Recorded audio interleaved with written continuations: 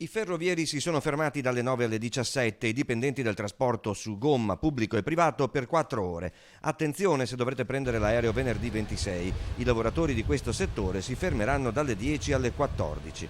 Per i sindacati i numeri dell'adesione allo sciopero sono importanti. Lo stop dal lavoro è motivato anche, dicono, da una assenza di politica governativa dei trasporti e delle loro infrastrutture, anche se poche ore fa il Premier Conte ha detto sì all'alta velocità ferroviaria. La nostra posizione è che c'è stato un progetto, ci sono stati degli studi e siamo d'accordo che la cosa vada avanti.